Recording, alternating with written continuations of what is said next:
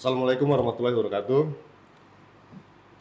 Salam sejahtera untuk sahabat kemitraan dimanapun Anda berada. Kembali bersama saya Abimanyu Sasoko Aji dari kemitraan. Di segmen Ulas Tuntas atau UTAS. Dan kali ini kita ada di Kota Samarinda. Kota Samarinda di Kalimantan Timur. Dan saya kali ini berbincang-bincang dengan sosok penting ya, dan istimewa tentunya di Kota Samarinda. Siapa lagi kalau bukan Bapak Dr. Andi Harun, Wali Kota Samarinda yang sudah menjabat sejak tahun 2021 ya Pak ya? Ya. Ya kan? Ya, Kan benar nih. Nah jadi ini sebetulnya di tengah-tengah kesibukan Pak Andi ini, kami sangat berterima kasih mendapatkan kesempatan untuk sedikit berbincang-bincang tentang Kota Samarinda dan tentunya tentang kegiatan kemitraan di Kota Samarinda dalam lingkup program adaptasi perubahan iklim yang didanai oleh Adaptation Fund. Jadi Kota Samarinda ini adalah salah satu penerima manfaat dari program Adaptation Fund di Indonesia yang sudah berjalan sejak tahun 2019.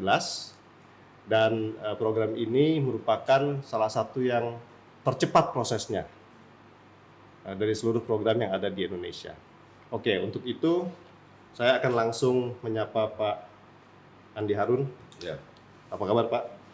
Alhamdulillah, kabar baik. Kelihatannya hari ini padat sekali ya. Hari-hari begitu. Ini mungkin teman-teman supaya clear nih, kita nih hari Jumat malam. Dan Pak Andi sampai jam sekitar 7 malam ini masih ada meeting. Ya. Luar biasa gitu. Jadi ini satu kesempatan yang sempit sebetulnya untuk kita berbincang, tapi mudah-mudahan ini bisa menjadi perbincangan yang kalau kata orang sana fruitful. Ya, gitu ya, ya. Fruitful. Oke, saya ingin tahu kalau misalnya Pak Andi bisa bercerita sedikit tentang profil Kota Samarinda dan keistimewaan apa sih yang dimiliki oleh Samarinda? Perspektif orang seperti yang tadi disampaikan terhadap Samarinda ketika kita berada di luar Samarinda. Oh, Samarinda itu batu bara ya? Atau kalau sebagian memiliki pengetahuan sedikit tentang Samarinda, oh, Samarinda yang kotanya di Kalimantan Timur itu. Atau sedikit punya pengetahuan Samarinda sedikit lebih lagi, ia bahkan bertanya, masih banjir ya? Gitu. Saya tidak ingin menyanggah sebelumnya ada perspektif itu yang tidak begitu, istilahnya tadi tidak begitu care, atau lebih umumnya bahwa tidak begitu banyak dikenal sebelumnya. Tapi perlu saya sampaikan bahwa Samarinda itu ibu kota provinsi, luasnya saat ini itu hampir sama dengan luasnya Jakarta, 716 km persegi. Sebelumnya, sebelum ada perubahan RT RW, itu 718 km persegi. Kota ini terdiri dari 10 kecamatan, 59 kelurahan. Tapi yang unik dari kota ini, kita bisa katakan kota ini merupakan riverside city. Jadi Samarinda ini dibelah oleh Sungai Mahakam, salah satu sungai besar yang ada di Indonesia. Terpenting ya, salah satu yang terpenting juga di Indonesia kan? Ya, terpenting di Indonesia. Selain Barito, Kapuas, Musi, dan perlu dicatat Sungai Mahakam ini berfungsi sangat strategis tidak hanya bagi warga Kalimantan Timur, Samarinda, tapi juga Indonesia. Kok bisa Indonesia? Saya perlu sampaikan fakta atau data. Pelabuhan atau pengapalan bagi pelabuhan atau wilayah kerja KSOP, pendapatan tertinggi kedua setelah Tanjung Priok, jangan salah, ada di sini, KSOP Samarinda. Terbesar kedua setelah Tanjung Priok. Luar biasa, luar biasa. Ya, kontribusi terhadap penerimaan negara bukan pajak dan penghasilan negara lainnya, terutama dari kegiatan transportasi sumber daya mineral batubara, mengakibatkan pelabuhan wilayah KSOP Samarinda merupakan pendapatan tertinggi kedua setelah Tanjung Priok. Saya kira saya tidak perlu lagi mengulas mengapa, atau tidak perlu lagi mengulas lebih lanjut mengapa Sungai Mahakam itu begitu penting tidak hanya bagi Kalimantan Timur, Samarinda, tapi juga bagi Indonesia. Demikian juga kontribusi PDRB kita bagi nasional. Tidak terlepas dari kegiatan transportasi, transaksi perdagangan dan ekonomi, termasuk pelayanan antar negara. Itu ada di sektor Sungai Mahakam. Begitu pentingnya dan memiliki posisi strategis di bidang pembangunan dan perekonomian daerah, regional, dan nasional. Nah, itu yang dapat saya sampaikan sebagai pembukaan tentang Samarinda. Dan Samarinda ini merupakan wilayah yang sebelumnya dari Kerajaan Kutai Ing Martadipura. Sehingga budaya Melayunya sangat kental, masyarakatnya juga sangat friendly, sebagaimana kultur orang Melayu, ya. Sehingga siapapun yang datang ke Samarinda pasti selalu disambut dengan hangat, dan ya minimal disambut dengan nasi kuning. Ya. Itu salah satu keunikannya Ya, juga dari kota Samarinda, ya. nasi kuning ya Pak ya. Bahkan mungkin sedikit agak metafor ya kalau saya katakan, ayolah datang nikmati nasi kuning Samarinda, ya kan? Sarapannya nasi kuning gitu kan. Sarapannya nasi kuning, soto Banjar, Betul. semua enak-enak di sini. Dan saya lihat juga banyak komunitas Sulawesi ada di sini, karena ada coto Makassar juga banyak di kota Samarinda. Hampir semua makanan Nusantara ada di sini.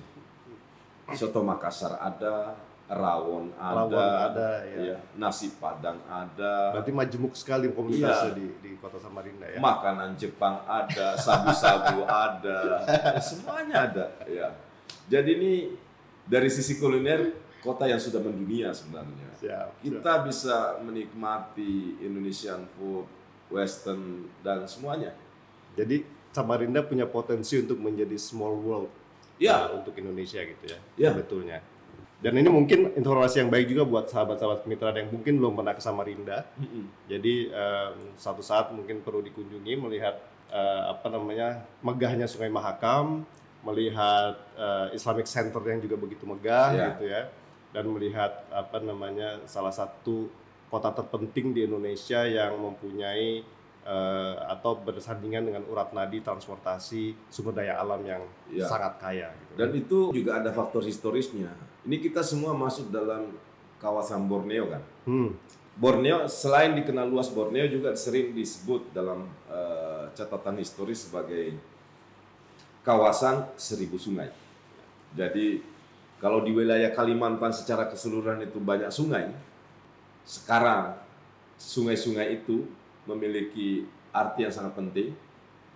Kalau di sini Sungai Mahakam, sana ada Kapuas, ada Barito, ada Binuan di Kalimantan Selatan.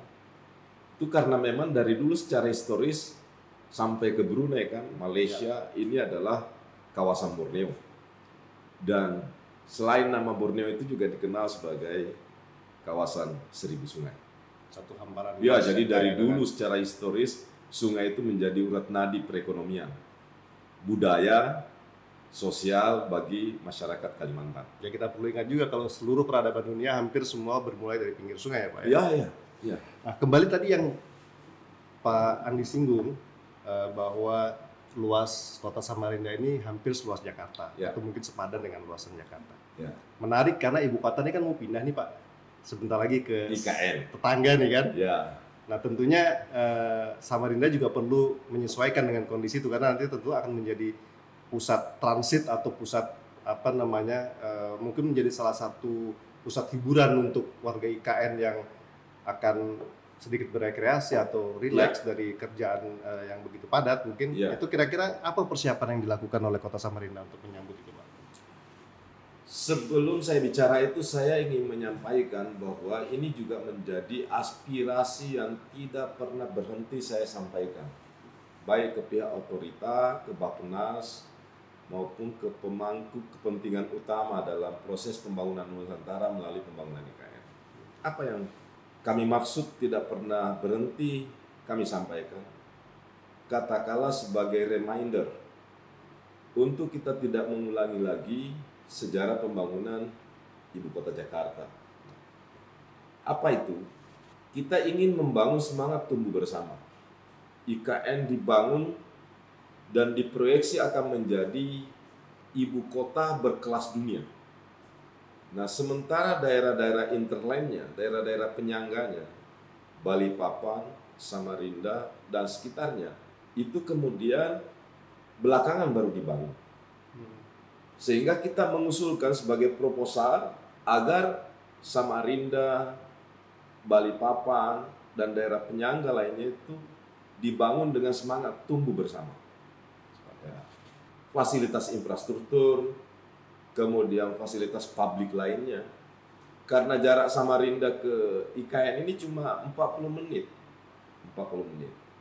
Dan perlu diketahui, kami proyeksikan bahwa Samarinda ini menjadi alternatif setelah IKN resmi beroperasi, menjadi alternatif bagi sarana hiburan, sarana relaksasi, sarana pengembangan pengetahuan, dan termasuk rekreasi. Kenapa?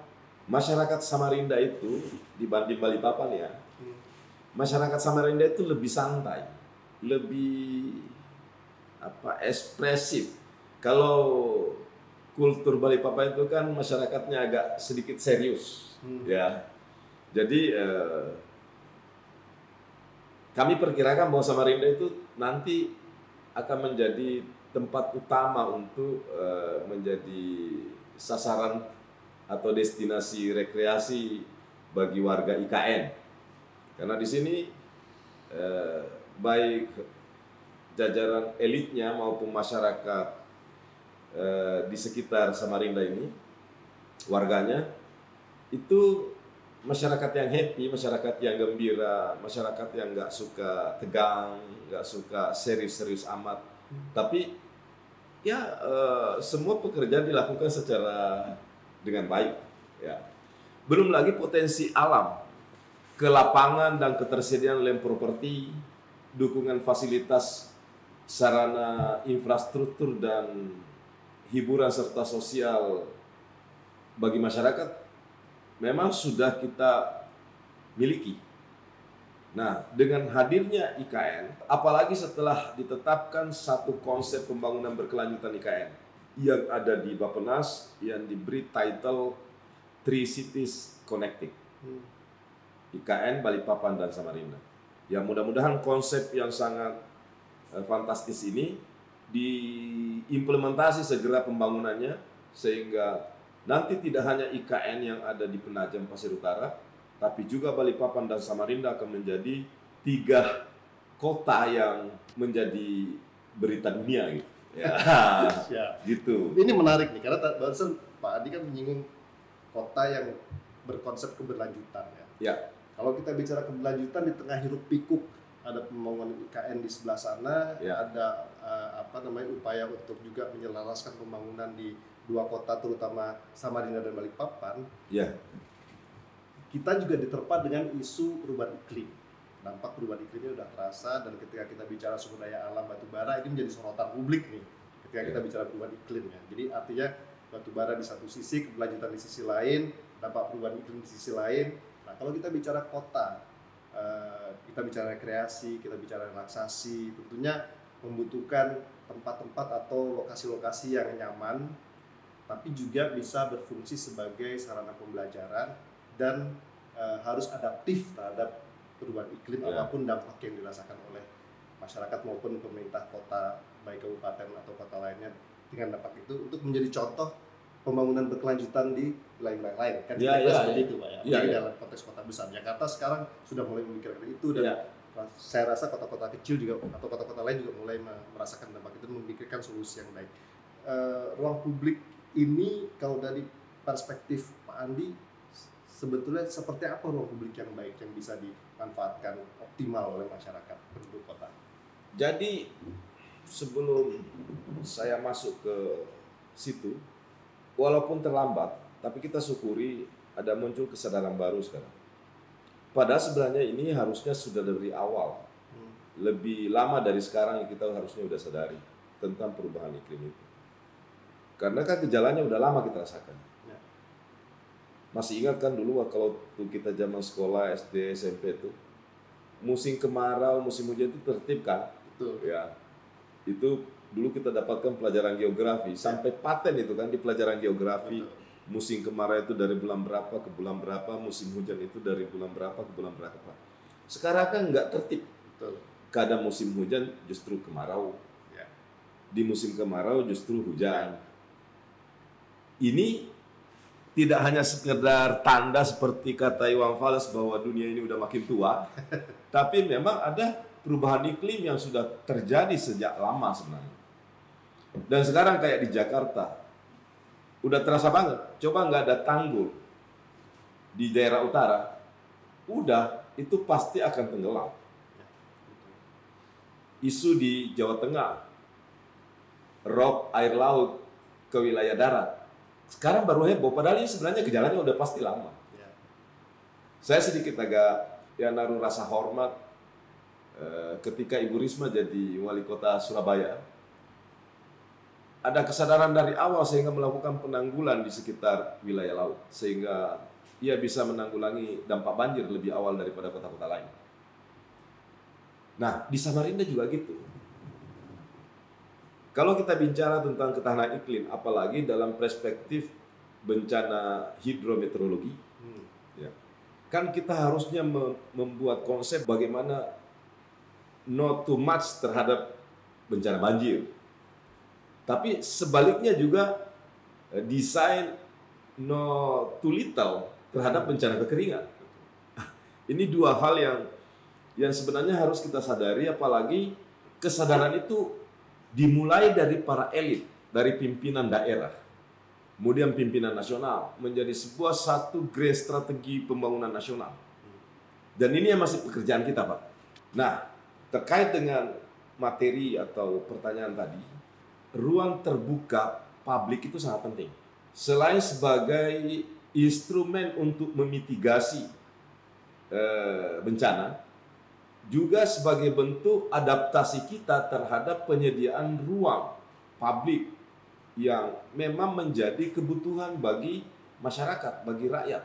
Dia bisa menjadi meeting point, bisa menjadi ruang silaturahim, dan di sana bisa kita bangun, berangkat dari sana kita akan bangun kohesivitas sosial untuk sama-sama menyadari bahwa betapa pentingnya alam ini kita jaga. Betapa pentingnya sungai ini kita pelihara. Betapa pentingnya sampah itu dikendalikan. Kita juga bisa menjadikan ruang edukasi. Misalnya bagaimana plastik itu secara alam itu dapat membahayakan karena ini sangat lama terurai di alam. Tetapi pada perspektif yang lebih lanjut, kita bisa mengubah cara pandang itu, tidak hanya memandang plastik, sampah sebagai sebuah beban, tapi kita bisa mengubah sebagai sumber energi baru misalnya. Di sisi lain kita juga bisa mengedukasi bahwa plastik, sampah lain misalnya, bisa kita jadikan sebagai sumber pendapatan ekonomi masyarakat. Ya, saya beberapa waktu lalu ke Thailand.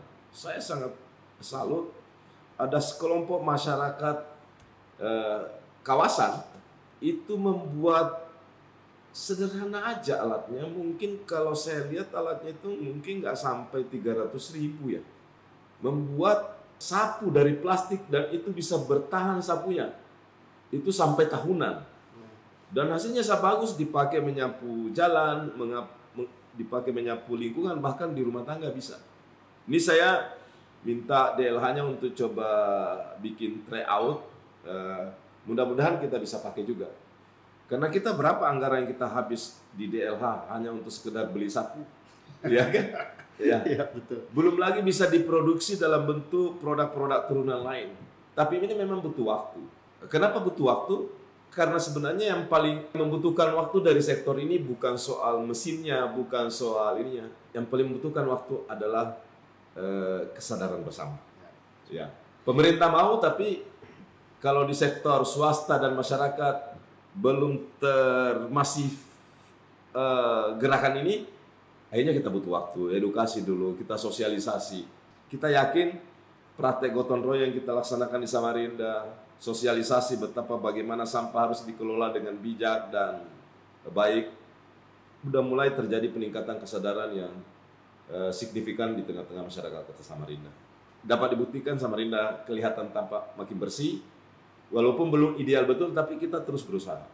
Begitu pula kita memelihara sungai, kita membuat RT RW, bagaimana kita di Samarinda sektor tambang itu hanya sampai tahun 2026. Sudah saatnya alam di Samarinda ini udah jenuh, sehingga ya udah istirahat dulu, kita recovery, kita pelihara, kita tanam, kita mitigasi juga kebencanaannya di sisi yang bersamaan. Kemudian desain pembangunan fisik, kita juga adaptasi terhadap ketahanan iklim. Para daerah-daerah yang kita sudah jadikan sebagai daerah resapan air, ruang terbuka hijau, kita tambah dan kita bangun komitmen bersama dengan dunia usaha dan swasta bahwa di setiap space area mereka minimal 20% harus ada ruang terbuka hijau. Begitu pula di sektor properti, semua kita wajibkan menyediakan fasilitas umum untuk menjadi instrumen cadangan, instrumen bahkan jadi instrumen utama untuk semakin memperkokoh terhadap upaya kita untuk adaptasi pada ketahanan iklim. Ya. Masalah klasik yang terjadi di Indonesia itu kan sebetulnya ketika ruang hijau itu dibangun hanya untuk memenuhi syarat aturan yang ada. Ya. Misalnya, oh ini kita butuh 30% RTH gitu ya. Ya. Dibangun tapi tanpa melihat dan menyesuaikan dengan sebetulnya kebutuhan masyarakat terhadap ruang hijau itu apa gitu kan. Jadi ada tapi akhirnya tidak termanfaatkan dengan baik. Gitu. Ya. Nah, bagaimana strategi Pak Andi ke depan nih kira-kira untuk memastikan bahwa ruang-ruang publik terbuka hijau ini juga mampu menampung kebutuhan masyarakat dan mampu menjadi satu contoh dalam konteks adaptasi perubahan iklim misalnya. Saya sepakat itu. Mungkin waktu didesain regulasi ini tidak terpikirkan dampaknya secara teknis, terutama ya. Saya ambil contoh. Semua perumahan, fasilitas bangunan swasta di sektor jasa perdagangan wajib ia memenuhi kebutuhan lahan dari total lahan yang digunakan minimum 20% untuk kegiatan ruang terbuka hijau. Dan sesuai dengan aturan Permendagri dan Permen PUPR, fasilitas umum termasuk tadi ruang terbuka hijau itu harus diserahkan pemerintah maksimum 1 tahun setelah kegiatan mereka beroperasi. Sampai bisa bayangkan kalau ada 100, 200 pengembang, 50 pergudangan, kemudian sektor jasa perdagangan lain menyerahkan ke pemerintah. Pemerintah kuat nggak untuk mengelola itu? Pemerintah daerah maksudnya. Pertama dari sisi anggaran. Ketika mereka serahkan, pertanyaan pertama, apa kita mampu memaintenance? Apakah kita mampu untuk memastikan bahwa ruang terbuka hijau yang telah mereka serahkan itu dapat dimanfaatkan dengan baik oleh seluruh masyarakat, terutama di kawasan tersebut, untuk mendukung ruang terbuka hijau kota kan? Ini nggak terpikirkan. Iyalah kalau misalnya daerah itu APBD-nya cukup tinggi, ya kan? Belum kita bicara tentang kepentingan pembangunan yang lain yang harus kita biayai. Nah, untuk menjawab pertanyaan itu, strategi yang kita butuhkan adalah strategi pelibatan kerjasama dengan dunia usaha, kerjasama dengan NGO, kerjasama dengan organisasi kemasyarakatan, bahkan kita kerjasama dengan lembaga-lembaga kemasyarakatan desa misalnya seperti RT, RW, sehingga betul itu diserahkan ke pemerintah secara administratif, tapi pengelolaannya kita bisa libatkan masyarakat. Untuk ini semua bisa tercover dan bisa berdampak manfaat secepatnya kepada masyarakat. Karena dilematis juga kalau kita nggak menegakkan aturan penyerahan RTH itu. Karena lama-lama bisa mereka komersilkan lagi. Itu karena kita pemerintah tidak memeliharanya dengan baik. Kita oke dalam penegakan aturan, penegakan hukum. Kalian harus serahkan 20%. Ketika semua menyerahkan, lalu kemudian pemerintah gagap di dalam melakukan pemeliharaan. Itu juga faktor yang harus kita hitung. Karena pertanyaannya strategi apa? Strategi yang kami tawarkan agar regulasinya dimungkinkan. Kita kerjasamakan dengan pihak-pihak stakeholder, misalnya dengan NGO, dengan organisasi kemasyarakatan, lembaga kemasyarakatan seperti RT, RW, atau bahkan komunitas ya, yang selama ini konsen bisa kita ajak kerjasama dalam hal mendukung adaptasi ketahanan iklim. Kalau misalnya merujuk ke kegiatan yang sedang berjalan ini ya Pak ya, Ya. adanya dukungan dari Adaptation Fund, dari teman-teman Cecur, Ya. dan dengan model pengembangan ruang publik yang sekarang diupayakan kawan-kawan ini, menurut Pak Andi bagaimana proses yang sudah terjadi? Apakah mampu dijadikan satu model atau satu contoh ke depan, atau mungkin ada, karena kan nggak semua ini kan satu kegiatan yang pertama kali dilakukan bersama kawan-kawan ya. Tentunya belum sempurna tentunya, masih jauh dari sempurna, tapi ada proses-proses yang mungkin belum pernah dilakukan sebelumnya. Menurut Pak Andi gimana? Kalau kita mau bijaksana, wise terhadap itu, kita jangan dulu melihat hasilnya. Saya selalu ingin kita benar nggak dalam prosesnya. Biasanya secara hukum Sunnatullah itu kalau prosesnya bagus, insya Allah hasilnya bagus, walaupun mungkin tidak sempurna. Ya. Saya bahkan bermimpi, seperti yang kemarin saya sampaikan dalam sambutan pada saat groundbreaking di Project Embrace in the Sun itu. Wah, kalau kegiatan pemerintah bisa prosesnya kayak begini, rasanya nggak ada kegiatan pembangunan pemerintah itu yang tidak bermanfaat besar kepada masyarakat, karena prosesnya melibatkan masyarakat. Problem kita biasanya kan tidak hanya menyangkut tentang problem mekanisme, tapi juga problemnya bahkan di teknokrasi, di mana kita sering berpikir bahwa yang dibutuhkan masyarakat itu ini, padahal mereka nggak dilibatkan. Nah, padahal dari dulu isu-isu pembangunan itu udah sangat familiar dengan istilah pembangunan yang melibatkan partisipasi masyarakat. Tapi praktek di lapangan kan berbeda-beda terimplementasi, tergantung masing-masing komitmen pimpinannya. Kami mengajak agar teman-teman NGO yang konsen terhadap ketahanan iklim, kemudian saya juga akan menggunakan forum-forum seperti APEXI, forum-forum pemerintahan daerah, dan di acara-acara musrembang, forum-forum diskusi pendalaman bagi perencanaan pembangunan, akan kami coba untuk terus memberikan usulan, pandangan dan pokok-pokok pikiran kepada para pengambil kebijakan di tingkat nasional agar perumusan program pembangunan itu, terutama pembangunan berasas partisipatif itu, diletakkan tidak terpisah dari proses perencanaan pembangunan yang harus dilaksanakan oleh pemerintah di daerah. Jadi sejak dari awal masyarakat itu udah terlibat, ya. Jadi partisipatif. Toh pada akhirnya mereka juga kan yang nanti akan memanfaatkan bangunan publik itu, ruang publik itu, sehingga hadir ruang publik, bangunan publik, infrastruktur publik sebagaimana yang mereka bayangkan. Tapi kalau kita melihat yang sekarang ini terjadi dengan pembangunan ruang publik adaptif ini ya Pak ya, Ya, ini kan hanya salah satu upaya untuk bagaimana kota beradaptasi dengan perubahan iklim. ya. Kalau dari Kota Samarinda sendiri, kira-kira hal apa lagi yang sudah dilakukan atau akan dilakukan untuk beradaptasi dengan perubahan iklim yang terjadi di sini? Nah, kami melakukan intervensi pertama nih di Samarinda ada di kegiatan kami 2024. Kebetulan beberapa waktu lalu, beberapa bulan yang lalu, ada peristiwa kebakaran di Jalan Dr. Stomo. Ya.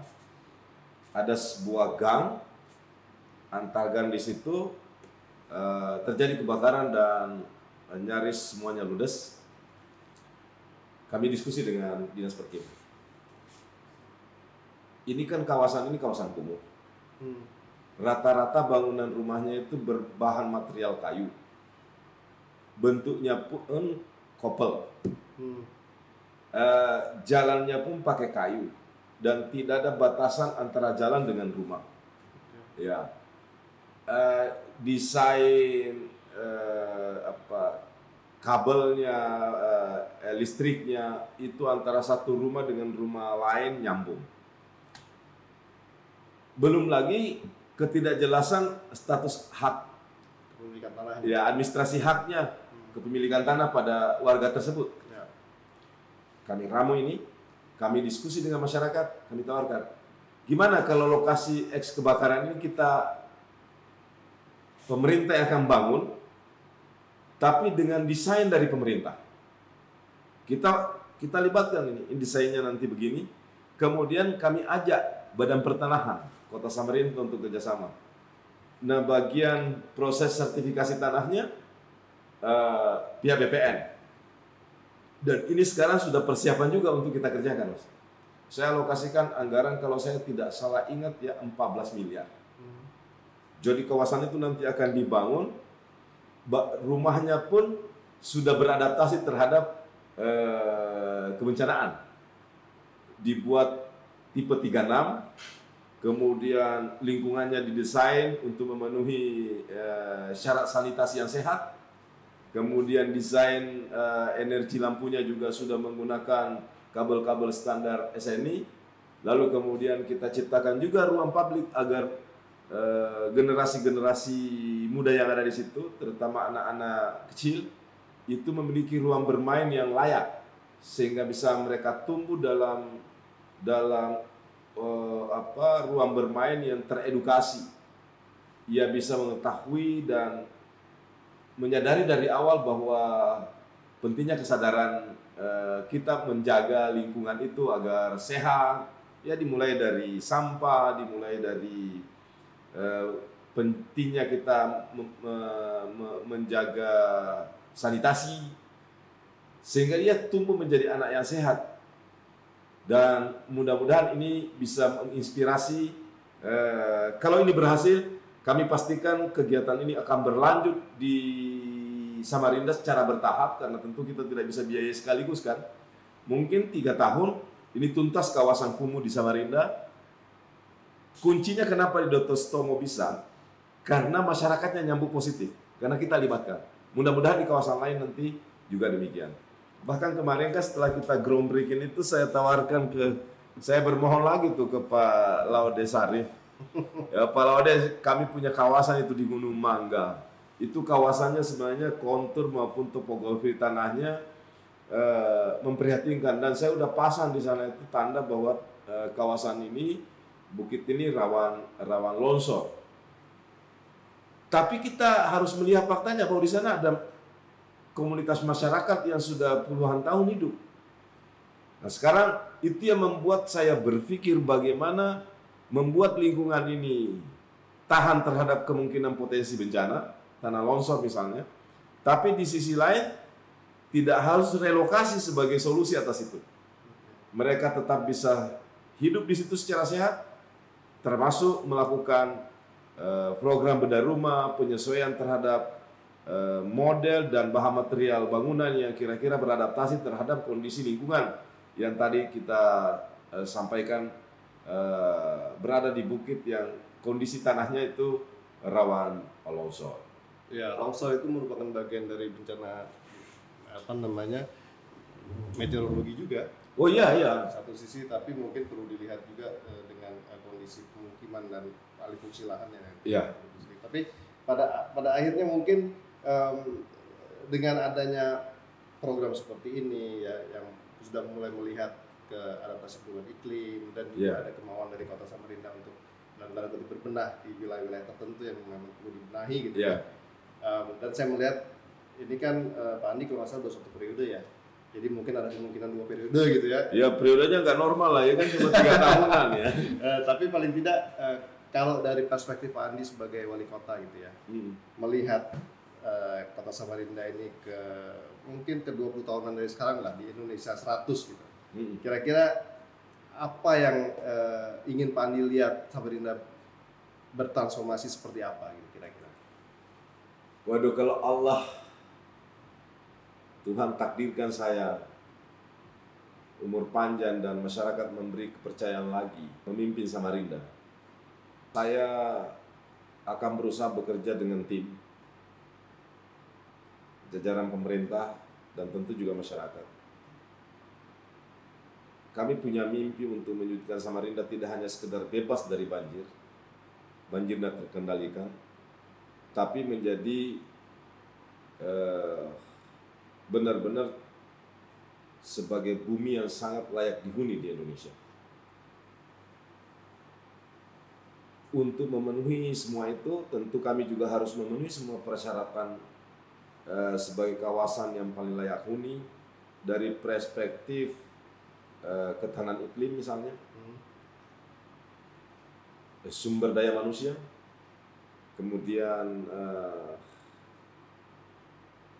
kota ini harus bertransformasi menjadi kota di satu sisi maju dan modern, tapi di sisi lain ia tampak tetap ramah dari sisi sosial.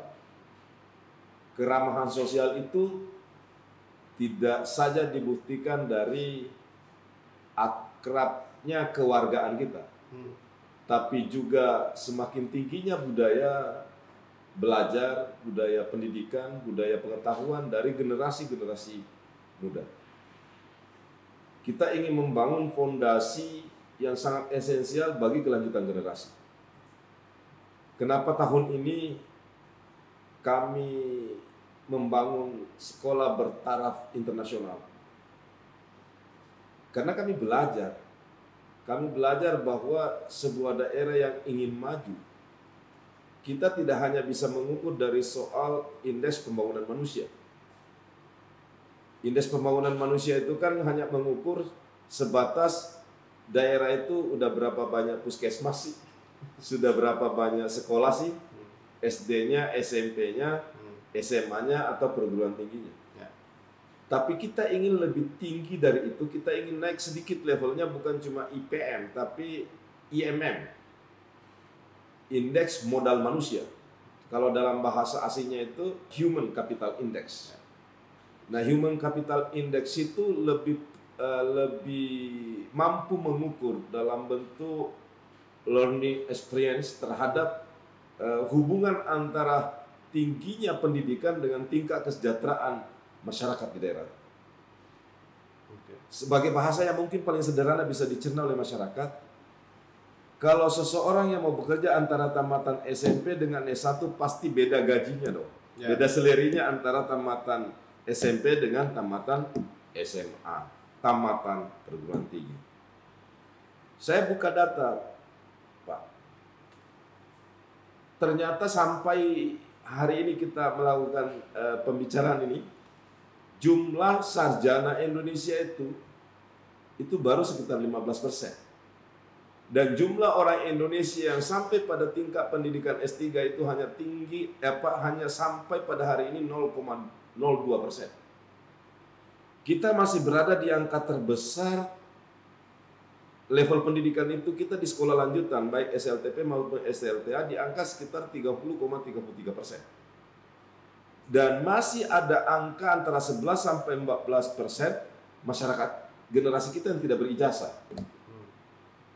Nah, kita bisa bayangkan bagaimana kita mau bicara Indonesia Emas 2045. Bagaimana kita mau memanfaatkan dividen demografi kalau tidak ditunjang dengan pendidikan dan pemenuhan kesehatan masyarakat. Selama ini kan ukuran kesehatan masyarakat hanya kita bisa diukur dengan angka harapan hidup masyarakat. Tapi kualitas kesehatan hidup kewargaan kita juga penting. Sehingga inilah yang akan mendorong selain kualitas pendidikan kita, kualitas kesehatan masyarakat, itu mendorong tingginya nilai Human Capital Index Indonesia. Demikian pula di daerah-daerah. Oleh sebab itu, tadi daerah ini akan kita buat menjadi daerah yang beradaptasi terhadap perubahan iklim global, dan itu sampai di kita pengaruhnya.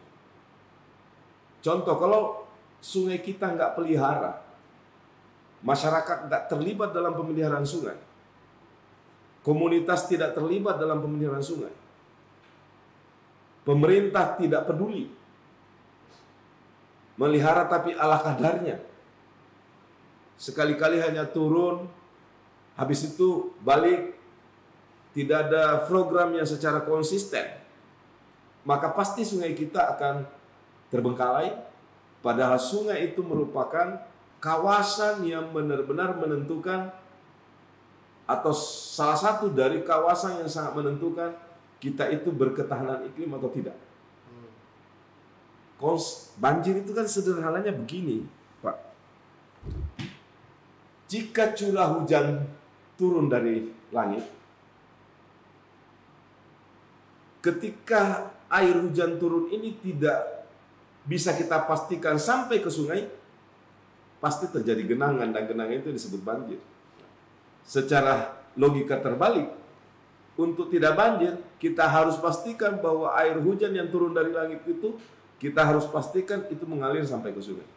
Mari kita cari penyebabnya. Kalau terjadi genangan, air itu tidak sampai ke sungai. Semua kitab suci agama-agama itu memberikan pelajaran kita. Ketika Tuhan menciptakan gunung, Tuhan menciptakan hujan, pasti diciptakan sungai. Gunanya apa? Agar memastikan air hujan itu mengalir sampai ke sungai.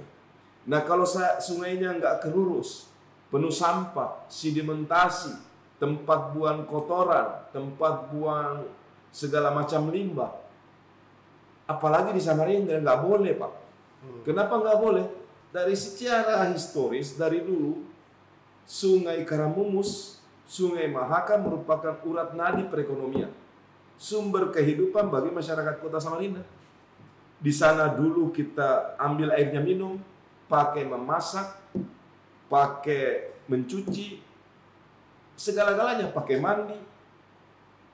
Lalu saat sekarang kita nggak pelihara, padahal ini urat nadi kita di kota Samarinda, bahkan di Kalimantan Timur, di Sungai Mahakam dan sungai-sungai lain. Kita di Samarinda ini ada Sungai Mahakam dan anak-anak sungainya. Ini harus benar-benar butuh pelibatan secara masif, tidak hanya pemerintah tapi segenap masyarakat untuk terlibat secara kolektif memelihara sungai ini. Sumber baku PDAM kita berasal dari Mahakam. Sumber baku PDAM kita berasal dari Karamumus.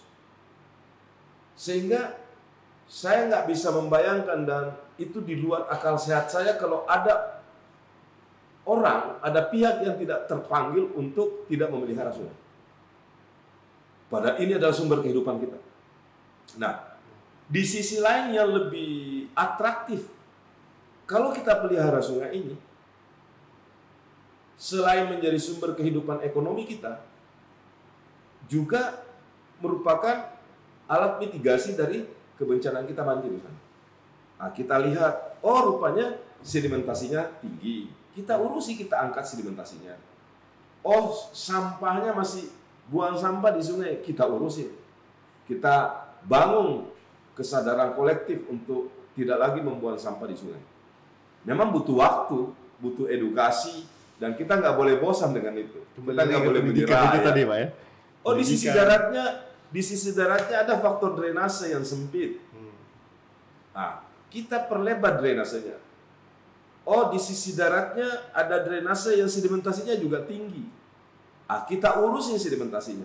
Semua bottleneck yang menghambat lancarnya air dari darat ke sungai kita urusin. Itulah sebenarnya yang kami perhatikan dalam 2 tahun terakhir ini.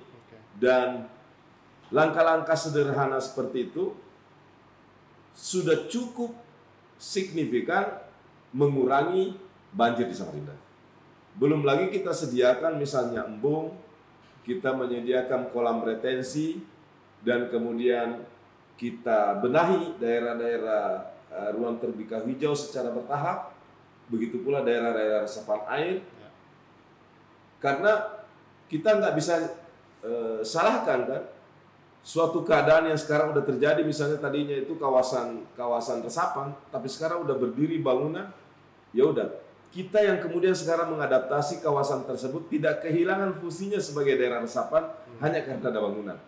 Nah, itulah kita perlu melibatkan akademisi, perguruan tinggi, teman-teman NGO untuk kita mintai pikiran-pikirannya agar pemerintah dalam merumuskan kebijakan publiknya itu bisa tepat sasaran. Kalau tepat sasaran, Pak, rupiah yang kita keluarkan untuk membangun proyeknya akhirnya bermanfaat. Demikian juga sebaliknya. Kalau enggak berbasis pada masalah masyarakat, misalnya banjir, tata kota, sampah, dan kebutuhan masyarakat lainnya, maka rupiah APBD kita yang kita belanjakan itu tidak menyentuh kebermanfaatannya kepada masyarakat. Kita loss money, tapi juga ada social loss karena kemanfaatannya kepada masyarakat tidak terpenuhi. Nah, kalau di proyeknya nggak berhasil, manfaat sosialnya nggak dirasakan, pasti nilai infrastrukturnya juga tidak akan membawa dampak ekonomi bagi daerah. Kalau tidak membawa dampak ekonomi, maka pasti juga akan mempengaruhi sektor pendapatan daerah. Padahal pendapatan daerah itu penting untuk memastikan keberlanjutan semua komitmen pembangunan kita yang kita mau bangun bersama masyarakat. Kira-kira itu satu lingkaran yang harus terpenuhi semua, ya. Circle yang tidak boleh putus, tidak boleh ada bolong ya, Pak ya. Oke, baik.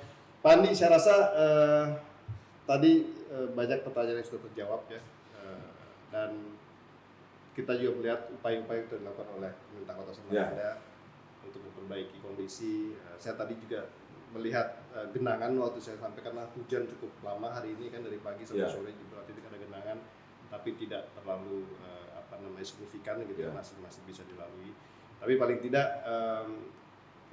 kita melihat bagaimana visi misi ke depan untuk membuat Kota Samarinda menjadi lebih nyaman, mungkin ya, lebih baik, lebih memiliki kesetaraan dengan kota-kota lain, terutama dalam menghadapi. Kalau boleh saya tambahkan gini, Pak, itu juga sebenarnya saya ingin katakan.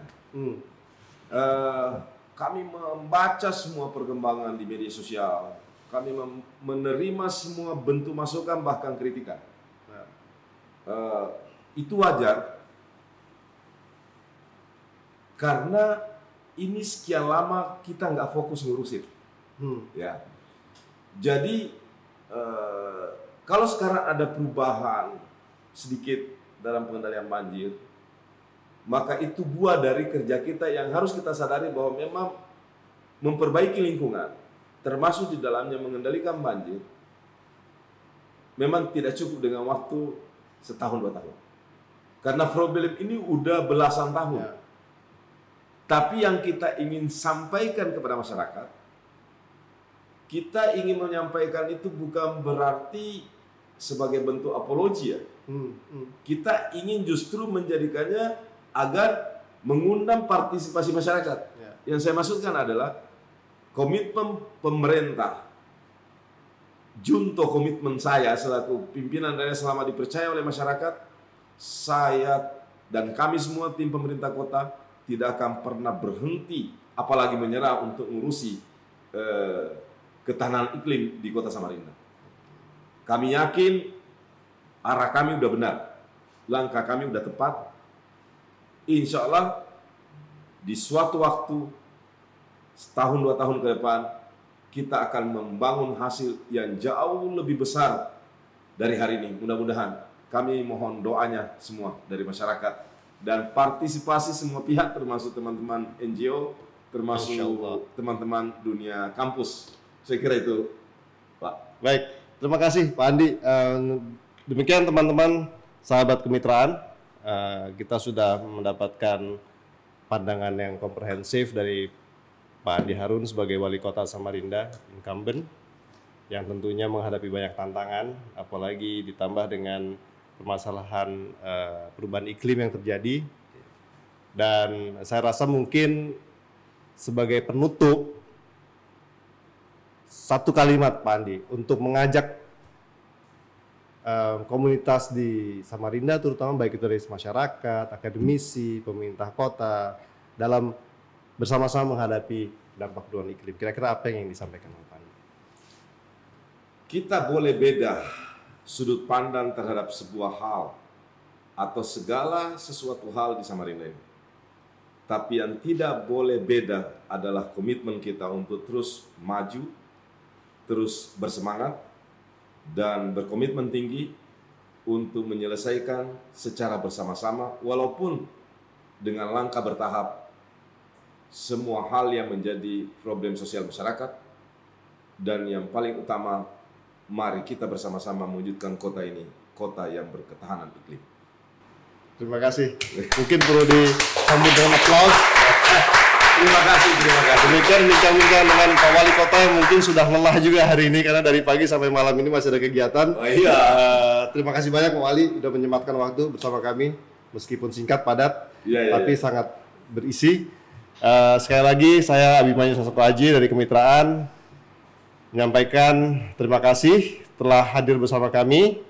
Mudah-mudahan apa yang disampaikan pada hari ini bermanfaat, tidak hanya untuk Kota Samarinda, tidak hanya untuk Kalimantan Timur, tapi untuk Indonesia secara keseluruhan. Sampai jumpa lagi di UTAS berikutnya. Salam.